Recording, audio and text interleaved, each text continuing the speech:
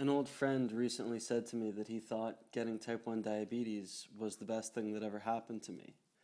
I laughed. It's ridiculous. One of my vital organs was randomly shut down by my immune system when I was a child, and now all day, every day, I have to do what most people's pancreases do automatically. And on top of that, it can be dangerous.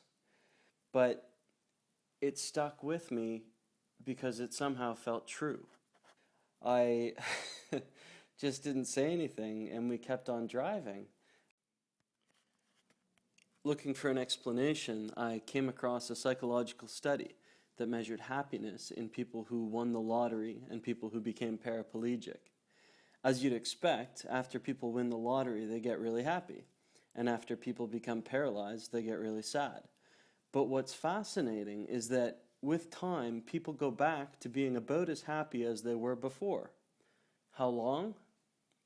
How long do you think? 6 months to a year.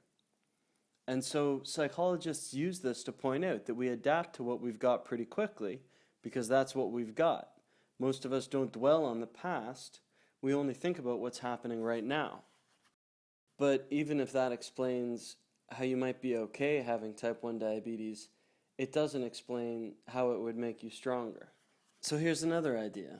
A child gets diagnosed and they start getting more attention from their parents, from doctors, from their peers, from their community. Maybe it helps them develop. But then again, we've all seen what happens when attention, pity, or praise comes too readily. Children can get spoiled by it.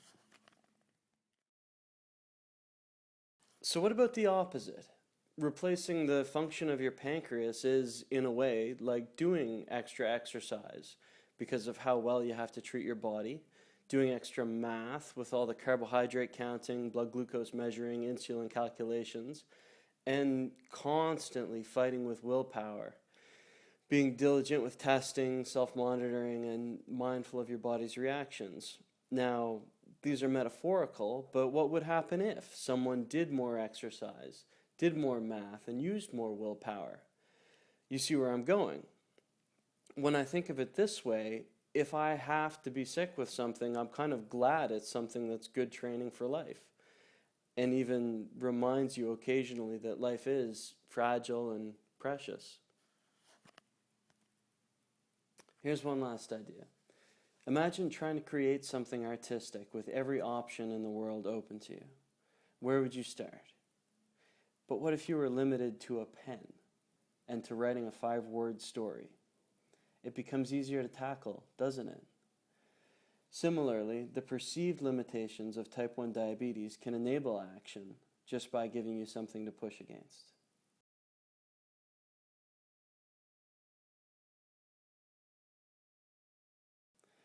This has been Johnny White and Oliver Brown for Welcome to Type 1.